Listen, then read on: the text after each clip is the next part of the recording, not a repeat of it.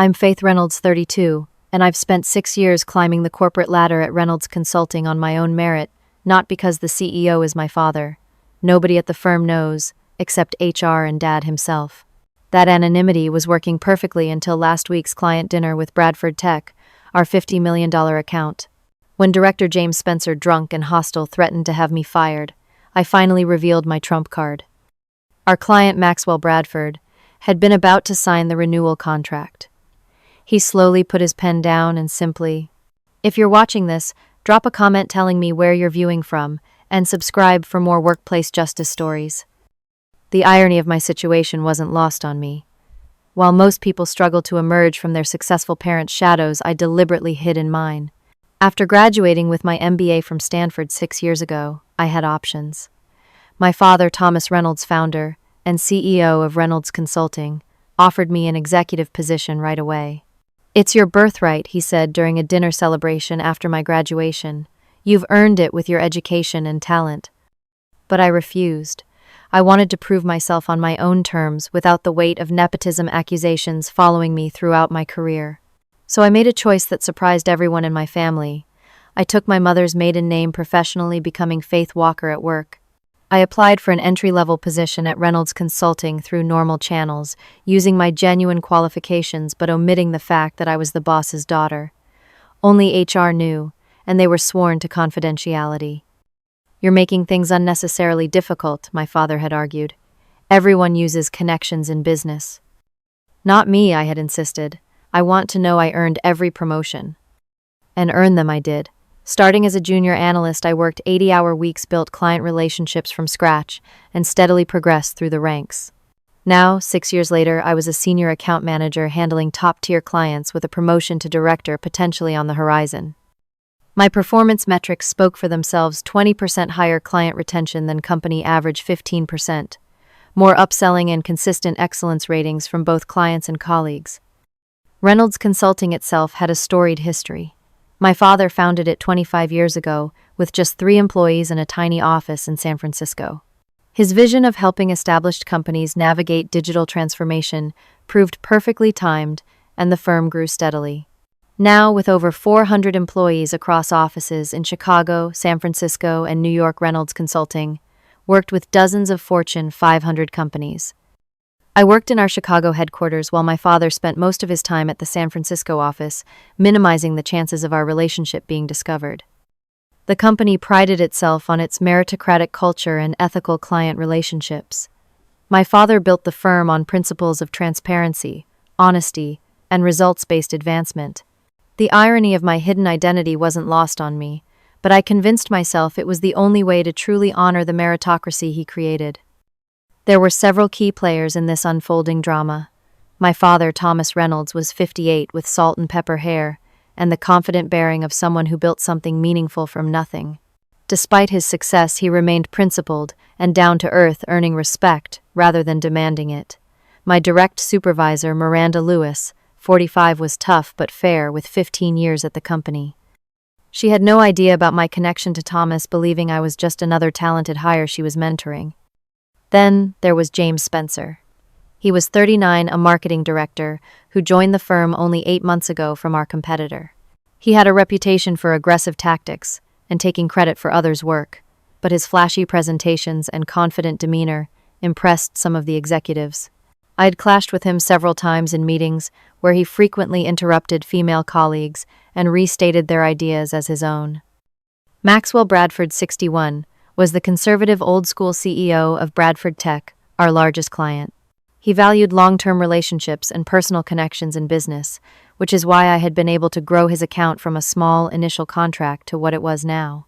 He appreciated my thorough research, prompt responses, and genuine interest in his company's success. My closest friend at work, Abigail Carter, 36, worked in the same department. We often grabbed lunch together and occasionally met for drinks after work. Even she didn't know my secret, though she had once commented on a vague resemblance between me and Thomas Reynolds after seeing his photo in a business magazine. The Bradford Tech account had a special place in my heart and career. 3 years ago, when I was still a mid-level manager, I cold-called Bradford Tech about a small data integration project. Through careful relationship building and delivering exceptional results, I grew that small contract into what was now 20% of our company's annual revenue. The current renewal we were negotiating would be worth $50 million over 3 years, cementing my case for promotion to director. James had recently been trying to insert himself into the account despite having no previous involvement. At first it was subtle, asking to be copied on emails or requesting quick updates on my client meetings. Then he started suggesting he attend important presentations as additional support. I maintained professional boundaries while keeping Miranda informed, and she supported my position as the lead on the account. The dinner that changed everything was supposed to be the final step before Maxwell signed the renewal contract. It was scheduled at Le Ciel, an exclusive restaurant overlooking Chicago's magnificent skyline, Maxwell's favorite whenever he visited from Boston. Everything was arranged for a perfect evening that would culminate in a signed contract and handshakes all around. I had no idea it would instead lead to the unraveling of my carefully constructed professional identity. I prepared meticulously for the Bradford Tech dinner, knowing it represented the culmination of 3 years of relationship building. The morning of the dinner, I arrived at the office at 6:30 to review every detail of Bradford's new strategic initiatives one last time. I created personalized folders with custom analytics showing exactly how our services had improved their key performance indicators over the past 3 years. A 28% increase in conversion rates, 40% reduction in customer acquisition costs, and a 17% boost in customer retention. Le Ciel was the perfect choice for the evening, not just because it was Maxwell's favorite. Its private dining rooms offered the ideal blend of elegance and privacy, with floor-to-ceiling windows, showcasing Chicago's glittering skyline. I had reserved their premier space, confirmed Maxwell's favorite wine would be available, and even arranged for the chef to prepare his preferred dessert, a classic crème brûlée with fresh berries, though it wasn't on the regular menu. My track record gave me confidence. I had never lost a client renewal, going 12 for 12 over my time at Reynolds. Miranda had complete faith in my abilities, stopping by my office that afternoon. "You've got this, Faith," she said, leaning against my doorframe. "Bradford practically considers you family at this point." I smiled, appreciating her confidence while feeling the familiar pang of guilt about my own family secret. "Thanks. I think we're in good shape. The contract is ready to sign," and Maxwell seemed positive during our last call. Her expression shifted slightly. "I should mention James insisted on joining tonight. Said the marketing director should be present for a client this size." I controlled my reaction, keeping my voice even. "That's strange. He hasn't been involved with Bradford at all." "I know," Miranda sighed. "But he went to Peterson about it, so my hands are tied. Just be prepared." I arrived at the restaurant 30 minutes early to ensure everything was perfect. The table was immaculate, the lighting just right, and the view spectacular as the sun began setting over Lake Michigan. Miranda arrived 15 minutes later, followed shortly by Maxwell and his chief technology officer, Edward Mitchell. Faith Maxwell greeted me warmly, his Boston accent pronounced as he took my hand in both of his. "Always a pleasure. This view never gets old, does it?" "Never," I agreed. "Thank you for making the trip out. How was your flight?" "Smooth sailing. Now where's that wine list? I hear they've added some new California Reds since my last visit." The evening started wonderfully. Maxwell was in a pleasant mood, reminiscing about our first project together, and how skeptical he'd initially been about working with a young manager from Chicago. We laughed about how I'd won him over by identifying a critical flaw in their customer journey that his own team had missed. "Best decision I made that quarter," he said, raising his glass. "To successful partnerships." We toasted, and I began my presentation of the customized solutions we'd developed for the next phase of our relationship. Maxwell leaned forward, engaged in asking insightful questions about implementation timelines and resource allocation. Edward took detailed notes, occasionally nodding with approval at particularly innovative approaches. "This addresses our expansion concerns perfectly," Maxwell commented. "In fact, we might want to discuss expanding the scope beyond what we initially discussed. Our Asian market entry might need similar support." My heart leapt at the prospect of growing the contract even further, but I maintained my professional demeanor. "We'd be delighted to explore that. I can have a preliminary proposal ready by next week." That's when James finally arrived 20 minutes late, and without a proper apology. Traffic was a nightmare, he announced to the table, as though Chicago rush hour was an unexpected phenomenon. He took the empty seat beside Miranda, directly across from Maxwell, positioning himself as a central figure. Hope I didn't miss anything critical. We were just discussing the implementation schedule, I explained politely. I was about to address the integration timeline. James immediately signaled a server. I'll have a Macallan neat, he ordered while everyone else was drinking wine. When the server brought his scotch, he took a large sip before jumping into the conversation. Before we get too deep into timelines, I think we should discuss the marketing integration points, he said, effectively redirecting my carefully planned presentation. My team has been working on some cutting-edge approaches for clients in Bradford's sector. I caught Miranda's subtle eyebrow raise. James's team had done nothing related to Bradford Tech, and we both knew it. Throughout the next 20 minutes, James interrupted me repeatedly with clarifications that actually contradicted our established strategy. When I mentioned our successful cost-saving initiative from last quarter, he jumped in. That strategy my department developed saved Bradford over $2 million, he said confidently to Maxwell. We're applying similar methodologies to other clients now. I nearly choked on my water. That strategy had been entirely my work, developed over weekends and late nights, specifically tailored to Bradford's unique situation. James hadn't even seen it until after implementation. Actually, I began carefully. That approach was customized specifically for Bradford's infrastructure requirements. It's not a templated solution. James waved dismissively. The principles are universal. Faith may not be familiar with how we apply these concepts across accounts. I maintained my composure, though I felt my cheeks warming. Instead of confronting him directly, I redirected the conversation skillfully back to Bradford's needs, specifically their upcoming system migration that I knew was keeping Maxwell up at night. The migration support timeline we've developed addresses your concerns about downtime, I explained, sliding a detailed chart across the table. We've built in redundancies that should keep disruption to under 4 hours, even in a worst-case scenario. Maxwell looked relieved. That's substantially better than what we were expecting. James threw me dismissive glances throughout the evening repeatedly, making subtle comments about my experience. For someone relatively new to enterprise solutions, he said at one point, though I'd been working with enterprise clients for 5 years. I exchanged knowing glances with Miranda, who looked increasingly uncomfortable with James's behavior. Inside, my frustration was building. I'd worked incredibly hard to develop this relationship, to understand Bradford's business at a fundamental level, and to create tailored solutions that actually solve their problems.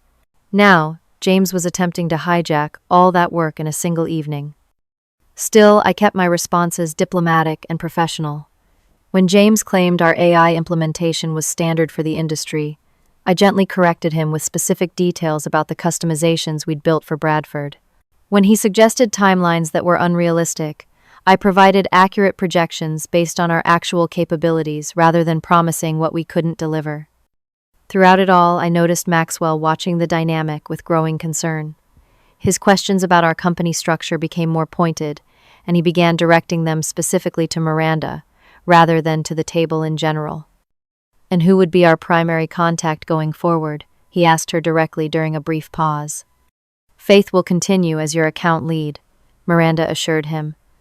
She's built this relationship from the ground up, and continuity is important to us. Maxwell nodded, but his eyes flickered between me and James, who was now on his third scotch and becoming noticeably louder. I could feel the careful balance of the evening tilting the contract that had seemed certain now somehow in jeopardy, but I had no idea just how dramatically things would unravel in the next hour. The main course arrived perfectly timed to create a natural break in the increasingly tense conversation. I used the opportunity to reset, asking Maxwell about his recent fishing trip to Montana, a personal passion he'd mentioned in previous meetings. His face lit up as he described landing a 19-inch rainbow trout, and for a few minutes, the atmosphere relaxed. James, however, couldn't seem to help himself. Now, on his fourth scotch, his voice had grown louder, his gestures more expansive, and his interruptions more frequent. When I began answering Maxwell's question about our data security protocols, James cut in before I'd completed my second sentence. What Faith is trying to explain, he said condescendingly, is that we use industry-standard encryption methods, nothing particularly special. I kept my expression neutral, despite my internal reaction.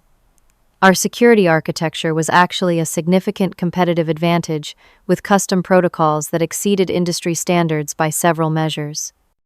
Actually, I corrected gently, our security framework includes proprietary elements developed specifically for clients handling sensitive consumer data like Bradford. We've implemented several features beyond standard encryption that I'd be happy to detail. Maxwell looked interested, but before I could continue, James interjected again. Technical details can wait for the implementation team, he said dismissively. The important thing is that it's secure. Trust me on that. Miranda attempted to mediate, redirecting the conversation toward the analytics package that had been particularly successful for Bradford. I picked up her cue, pulling out the latest performance report that showed a 32% improvement in predictive accuracy. These results speak for themselves, I noted, sliding the report toward Maxwell. We've refined the algorithm based on your specific customer behavior patterns. James somehow managed to turn even this into an opportunity for undermining.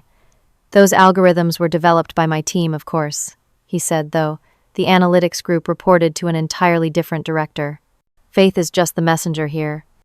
Maxwell's expression shifted subtly, his brow furrowing as he glanced between James and me. Edward Bradford's CTO, who had been quietly observant most of the evening, finally spoke up. I was under the impression Faith led the customization work on our analytics. We've been working directly with her team for months. James laughed a bit too loudly. Well, the junior staff often serve as the client contact. Makes them feel important. But the strategic work happens at the director level. My checks burned at being referred to as junior staff after 6 years of progressive responsibility and results. I had a team of 8 people reporting to me and managed a portfolio worth over $70 million in annual revenue. Faith is actually one of our senior account managers, Miranda corrected firmly. She leads strategy development for several of our largest clients. James waved his hand dismissively. Senior, junior, these titles get handed out pretty freely these days. When I was coming up, you had to really prove yourself. I took a slow sip of water, using the moment to maintain my composure. This wasn't the first time I'd dealt with dismissive male colleagues, but the stakes had never been quite so high. I thought back to the quarterly leadership meeting last month, where James had similarly interrupted 3 female directors presenting market analyses, or the product development session, where he'd repackaged our lead designer, Sarah's concept, as his own flash of inspiration. Maxwell was now watching James with an increasingly critical eye. He turned to Miranda with a pointed question. How is the decision-making structured for our account?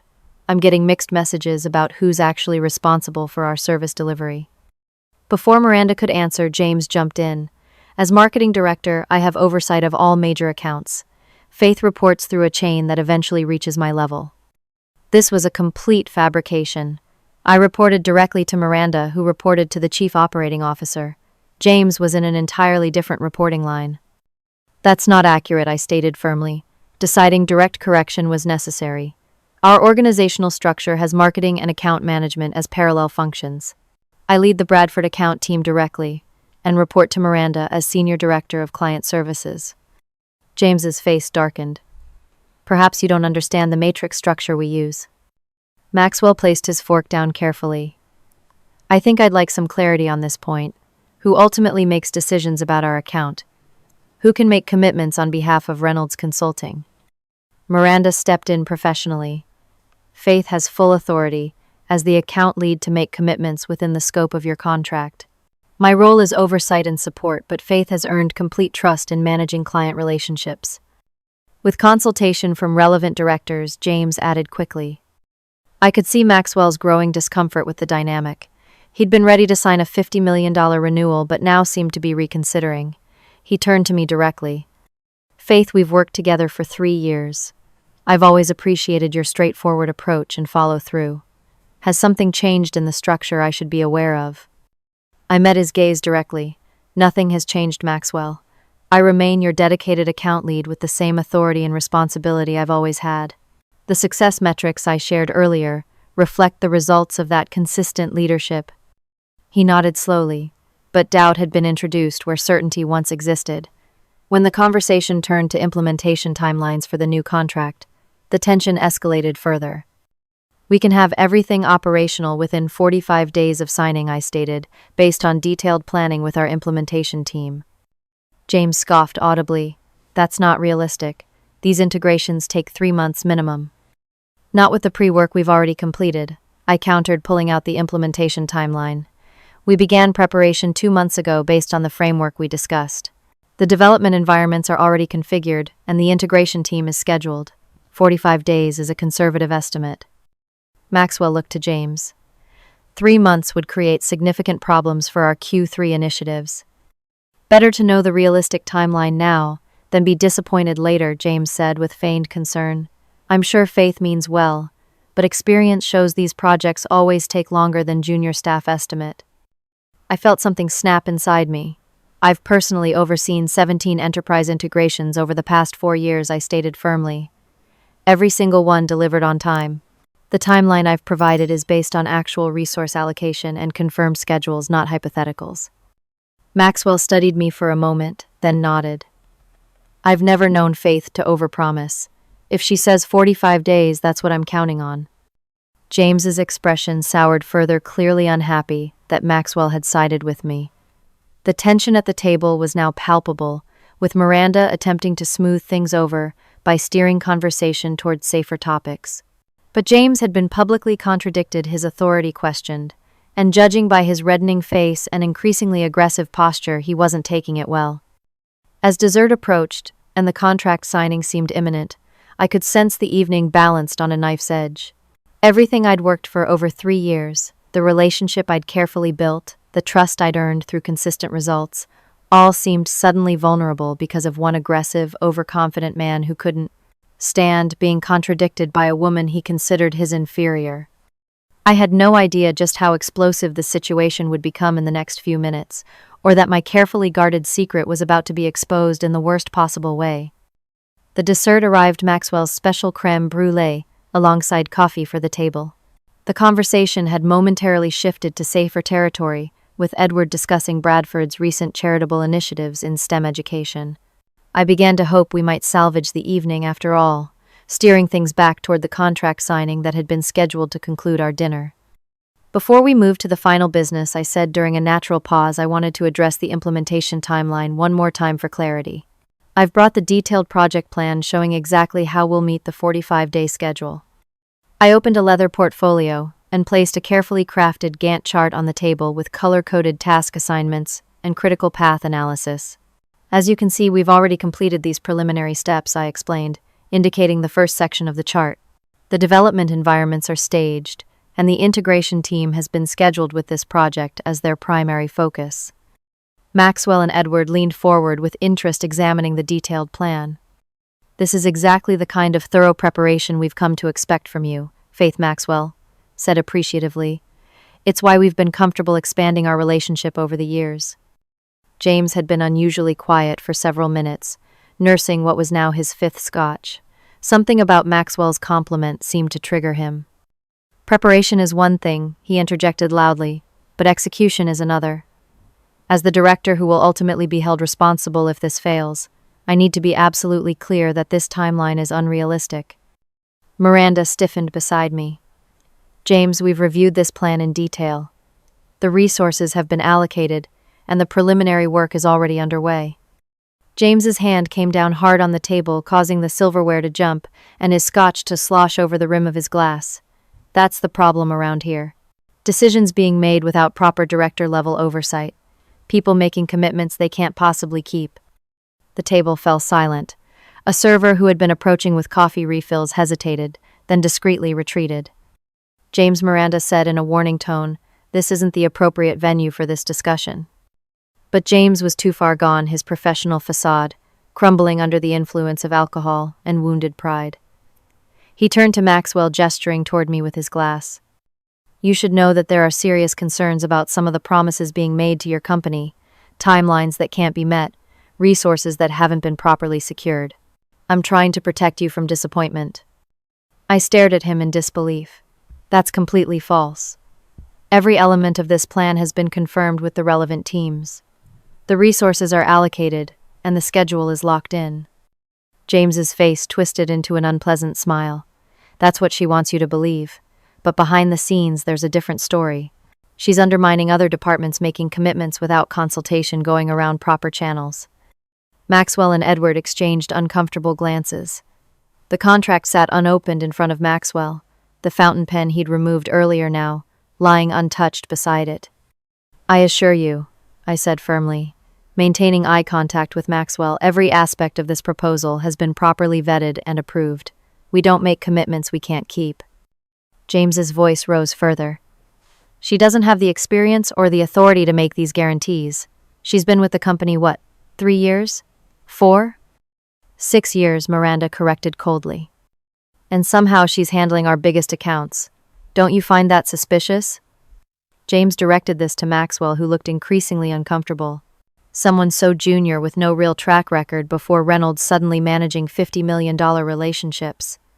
I felt my chest tighten. This was venturing dangerously close to territory I wasn't prepared to discuss.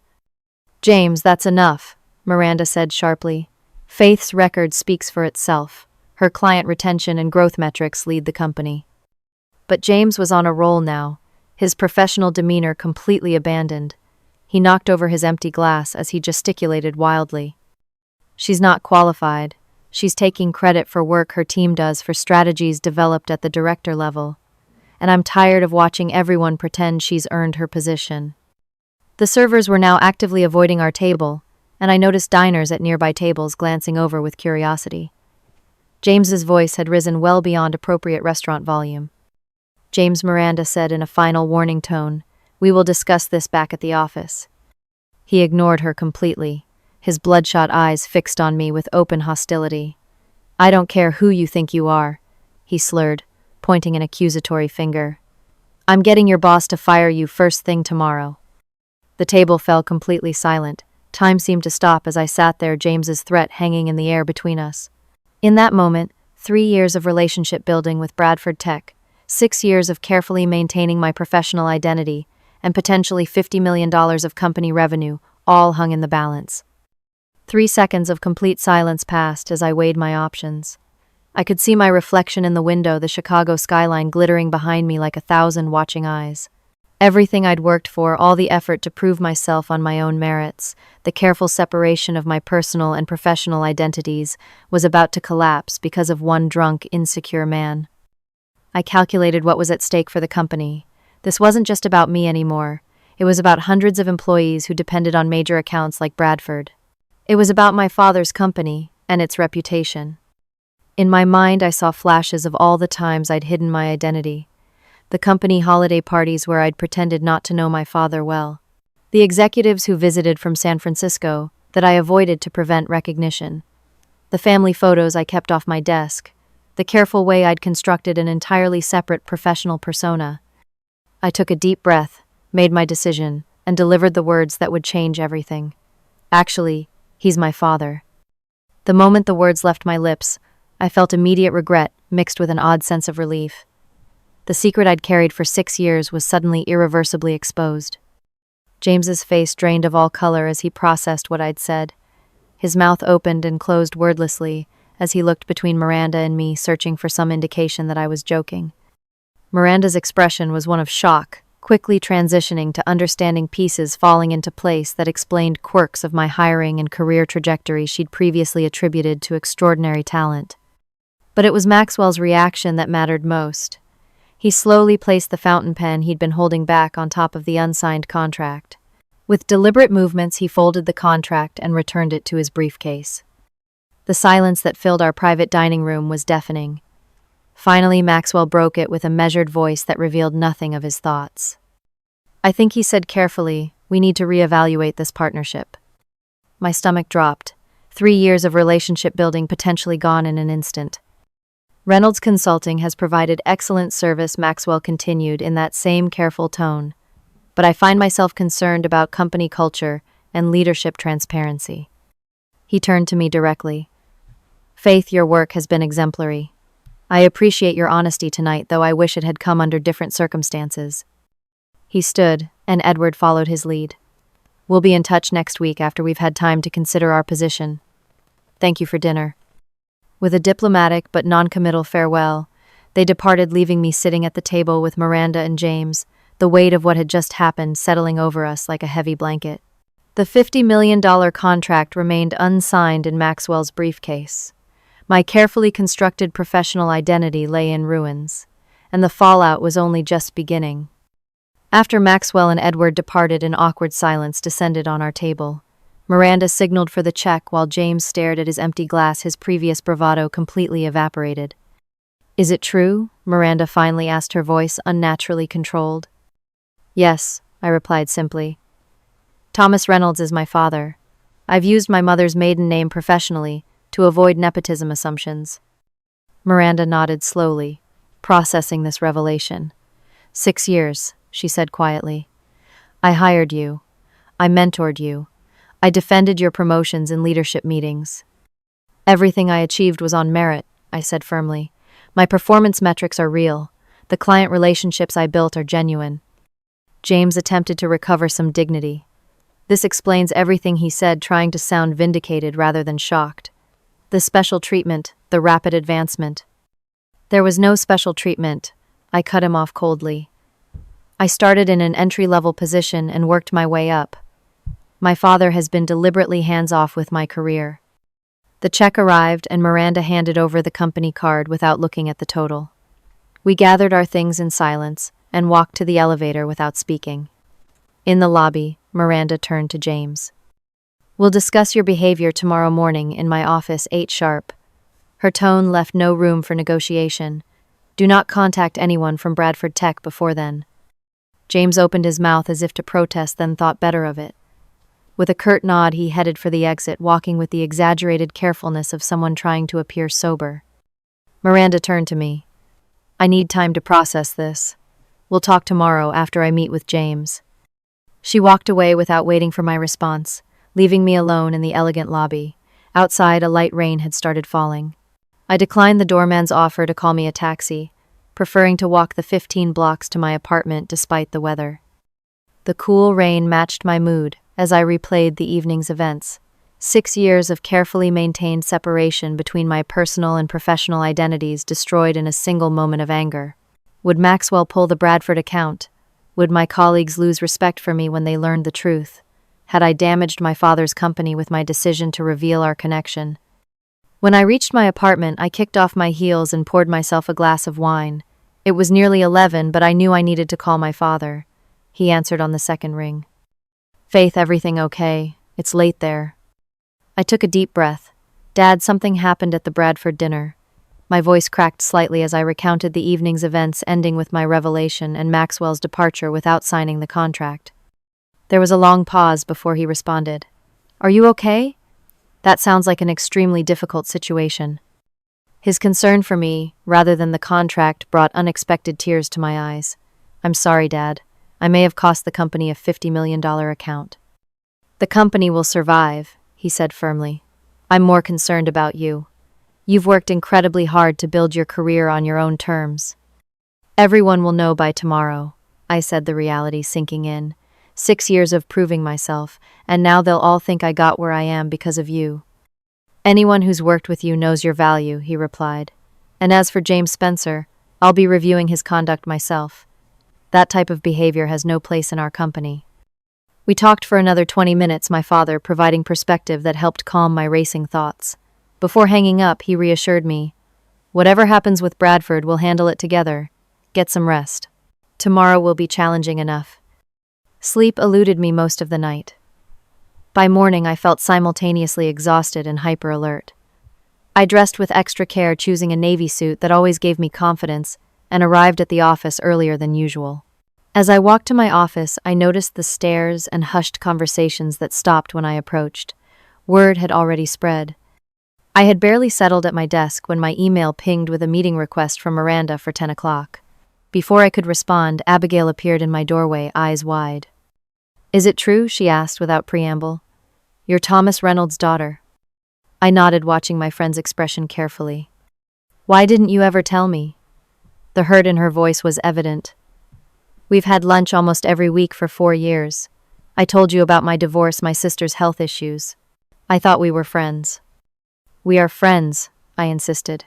"It wasn't about trust, Abigail. It was about being judged on my own merits, not as the boss's daughter." "But all those times I complained about upper management decisions," she said, shaking her head. "You just sat there nodding." Because I wasn't involved in those decisions, I explained. My relationship with my father has been strictly personal, not professional. I've never used my connection to influence company matters. She looked unconvinced. I don't know what to think right now. It feels like I've been friends with someone who doesn't actually exist. Her words stung more than I expected. I'm still the same person, Abigail. The only thing that's changed is you know who my father is. Maybe she conceded, but it changes things knowing you kept such a huge secret. She turned to leave, then paused. By the way, there's an emergency executive committee meeting at 11. The rumor is it's about Bradford and you. At 10 o'clock, I entered Miranda's office, steeling myself for the conversation ahead. She gestured for me to sit, her expression unreadable. James has been placed on administrative leave pending a review of his conduct, she began. But that's not why I wanted to speak with you. She leaned forward, fixing me with a direct gaze. I feel betrayed, Faith. I've advocated for you, defended your rapid advancement when others questioned it, put my professional reputation behind you, all while you were keeping this from me.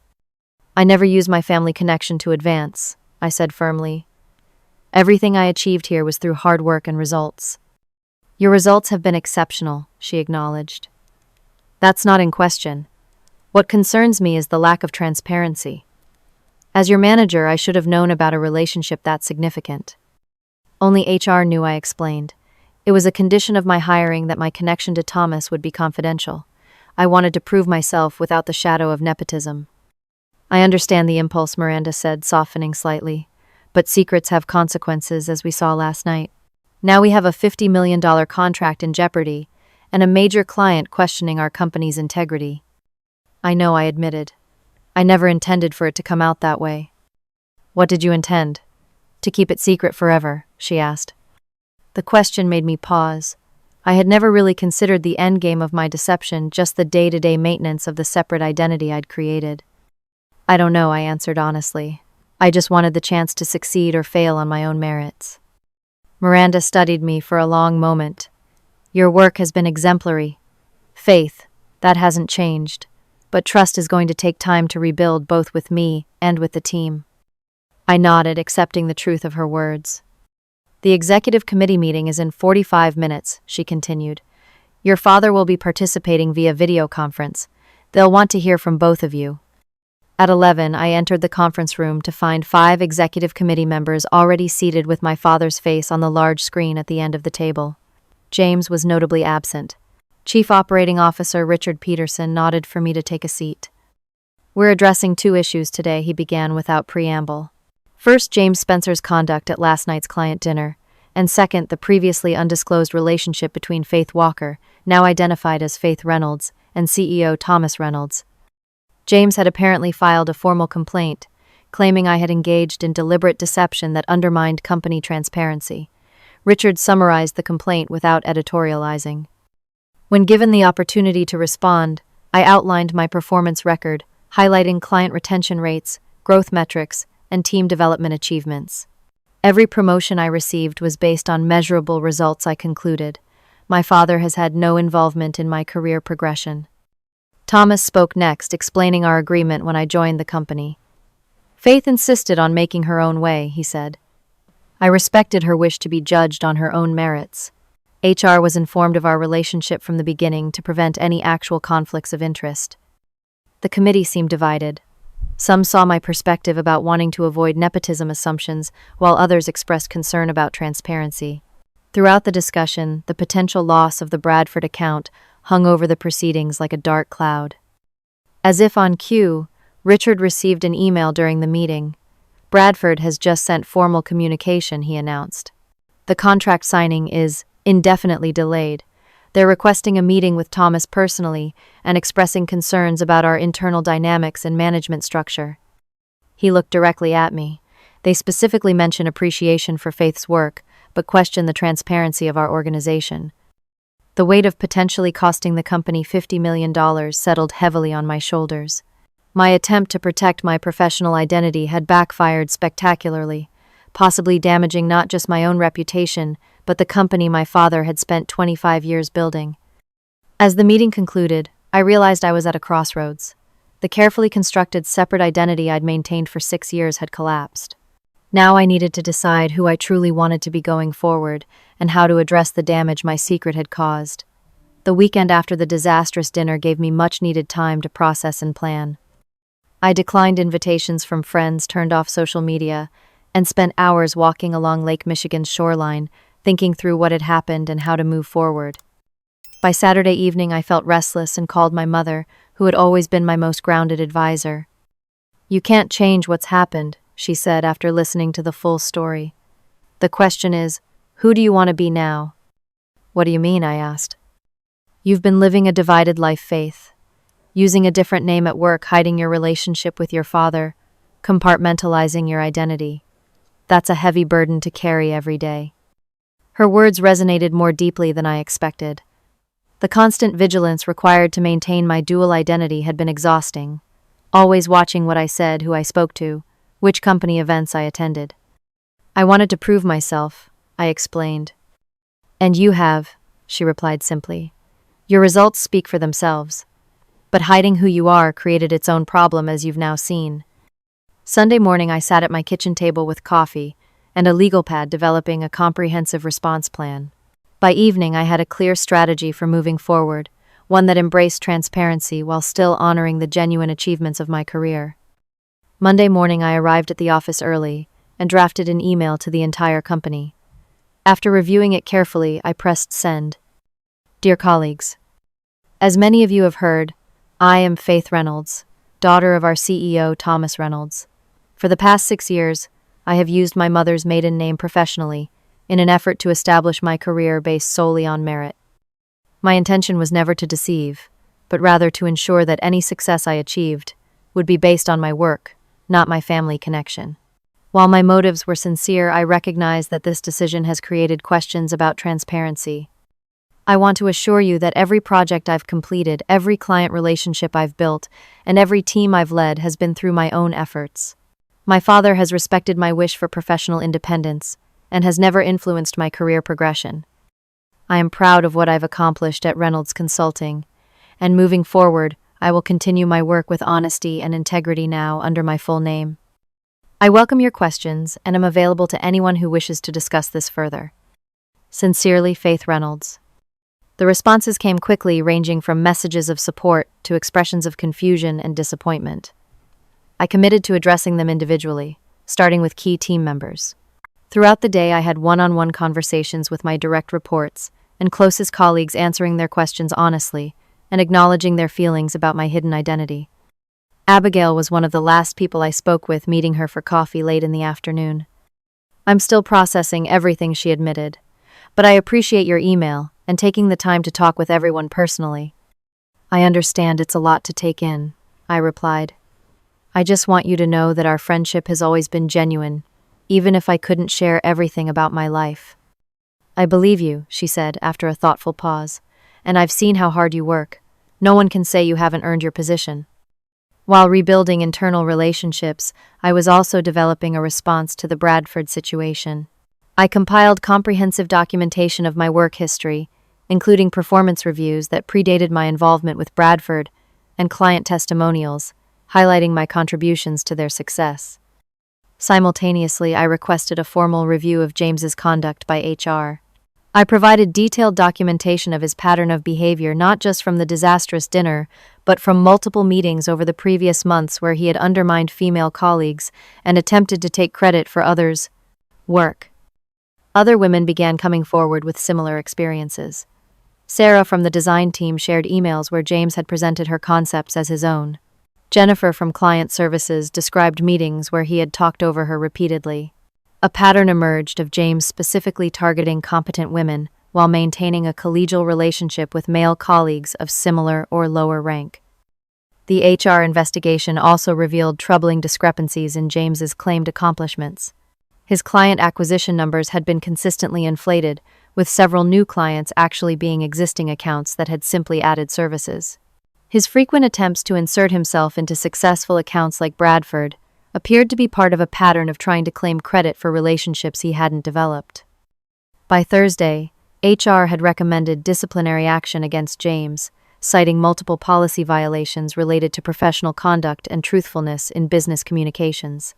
Meanwhile, Maxwell Bradford had agreed to meet with my father the following Monday in Boston. I made a decision that surprised even me. I requested permission to accompany my father to the meeting, taking full ownership of the situation, rather than hiding behind corporate damage control. "Are you sure?" my father asked when I called him. "The company can handle this without putting you in an uncomfortable position." "I'm sure," I replied with newfound conviction. "This account is my responsibility. I built this relationship, and I need to be part of rebuilding trust." The weekend before the meeting, I prepared a detailed presentation showing Bradford Tech's results working with Reynolds Consulting, the specific contributions I had made to those outcomes, and a transparent timeline of my career progression. I would own my mistake in not being upfront about my identity while demonstrating the genuine value I had provided. Monday morning found me sitting beside my father in Maxwell Bradford's elegant corner office overlooking Boston Harbor. Maxwell greeted us both professionally, but without the warmth that had characterized our previous interactions. "Thank you for meeting with us," my father began. "I want to personally apologize for the unprofessional conduct you witnessed at our dinner last week, and for any concerns it raised about our company's transparency." Maxwell nodded acknowledgement. "I appreciate that, Thomas. As I'm sure you understand, when considering a $50 million partnership, trust is paramount." "Absolutely," my father agreed. "Which is why I asked Faith to join us today. She's built your account from the beginning, and nobody understands your needs better." I stepped into the conversation. "Maxwell, I want to apologize personally for not being transparent about my family connection to the company.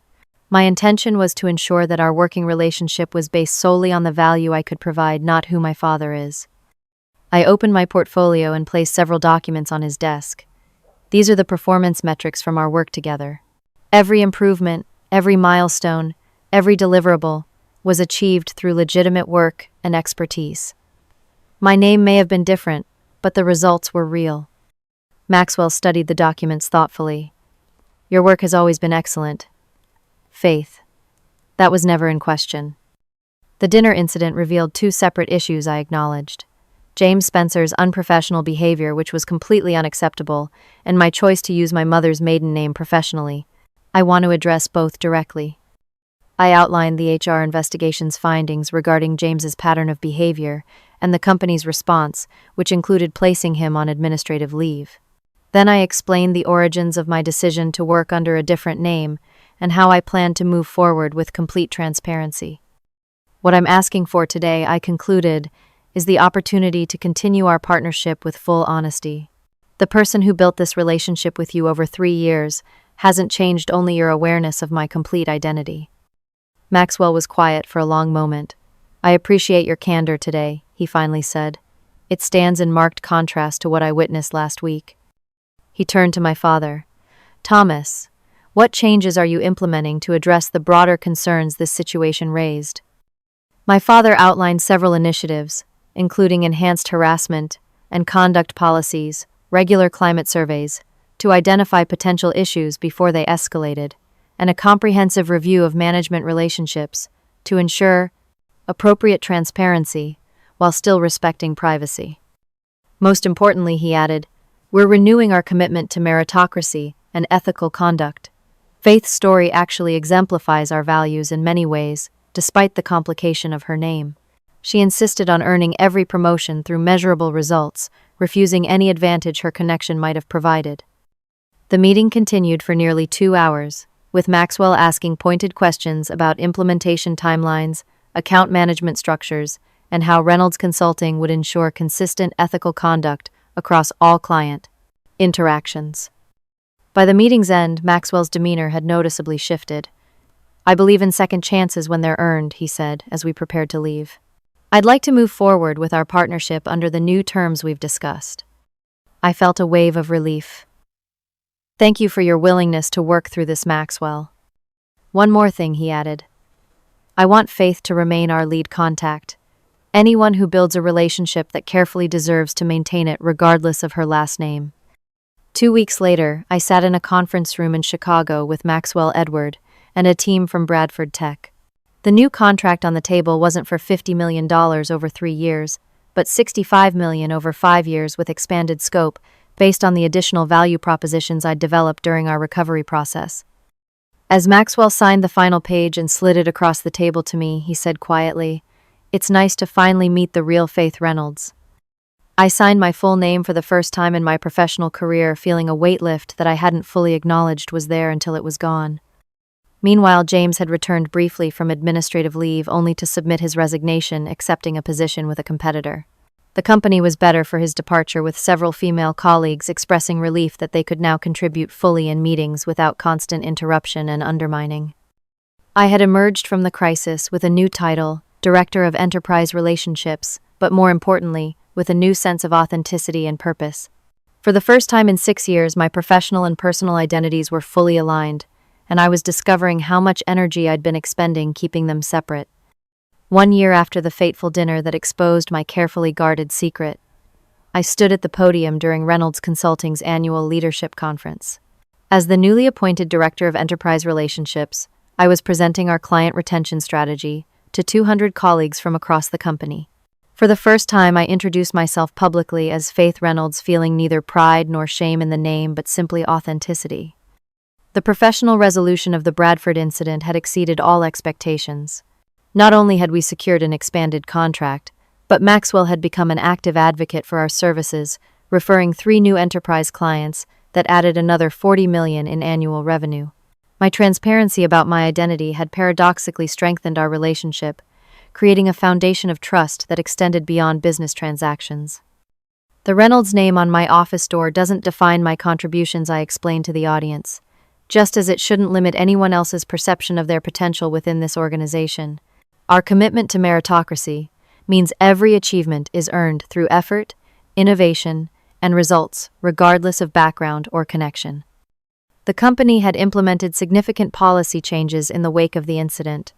We now had clear guidelines on familial relationships within the organization, requiring appropriate disclosure while still protecting privacy. More importantly, we had strengthened our harassment policies and created multiple channels for reporting problematic behavior before it escalated to the level I had experienced with James. My relationship with Miranda had taken months to rebuild. The sense of betrayal she initially felt gradually transformed into a more nuanced understanding of my position and choices. Now we work together as peers rather than as manager, and report with a deeper mutual respect born from navigating the difficult aftermath of my revelation together. "You were right about one thing," she told me over lunch recently. "Your metrics really did speak for themselves. I just wish you'd trusted me with the whole story sooner." My relationship with my father had evolved as well. No longer careful to maintain professional distance in the office, we now collaborated openly on strategic initiatives. I found myself appreciating his business wisdom in new ways as we worked side by side on complex challenges, while he valued my perspective on evolving client expectations and digital trends. "I always knew you were capable," he told me during a quiet moment after a successful presentation to investors. "But watching you rebuild everything after that dinner, turning a potential disaster into an opportunity for growth, that showed me something beyond capability. That showed me true leadership." Perhaps the most significant change was my internal sense of freedom. The constant vigilance required to maintain my dual identity had consumed more energy than I'd realized. Now, bringing my whole self to work every day, I discovered reserves of creativity and confidence that had been suppressed by the constant fear of discovery. This new authenticity extended to how I engaged with my colleagues. I established a mentoring program specifically for women in business technology, sharing not only technical expertise but strategies for navigating the subtle biases that remained prevalent in our industry. The experiences with James had highlighted how common such behaviors were and how often they went unchallenged. "Your background doesn't define your potential," became a recurring theme in these sessions, but hiding parts of yourself costs more than you realize. Bradford Tech remained our flagship client with Maxwell, and I developing a friendship that extended beyond our professional relationship. When he announced his retirement the following year, he specifically mentioned our partnership in his industry farewell interview, citing it as an example of how transparency and authentic leadership could transform business relationships. James Spencer's departure had created space for more collaborative leadership within the marketing department. Under new direction, cross-functional teams flourished without the competitive undermining that had characterized his tenure. Several women who had previously kept quiet about their ideas now contributed actively to strategic discussions, knowing their input would be respected and acknowledged. The deeper lesson in all of this, the one that continued to reveal itself in different ways as the months passed, was about the relationship between authenticity and true strength. I had believed that hiding my connection to my father demonstrated independence and self-reliance. In reality, it had created a vulnerability that James had somehow sensed and exploited. Standing in my truth, acknowledging both my accomplishments and my connections, had ultimately proven far more powerful than any carefully constructed professional persona could ever be. The authenticity I now brought to my work fostered deeper client relationships, more innovative thinking, and a confidence that was evident in everything from presentations to difficult negotiations. One evening, as I finished a particularly successful client meeting, Maxwell pulled me aside. "You know what the real difference is now?" he asked. "What's that?" I replied, curious about his observation. "You're no longer looking over your shoulder," he said simply. "You're fully present in a way you couldn't be before. It makes you a more powerful advocate, negotiator, and partner." His insight struck me deeply. The constant fear of discovery had indeed kept part of my attention diverted, preventing me from bringing my full capabilities to every situation. Freedom from that fear had unleashed something I hadn't known was constrained. As I wrap up this story, I'm reminded that sometimes losing control leads to finding your true power. My carefully constructed professional identity had seemed like protection, but it was actually limitation. Embracing my complete self-complications and all open doors I hadn't imagined possible. The truth about strength isn't that it never falters, but that it finds new form when challenged. My journey from hiding to openness, from fear to authenticity, transformed not just my career, but my understanding of leadership itself. Have you ever hidden an important part of yourself thinking it made you stronger? How might embracing your full identity change your personal or professional relationships?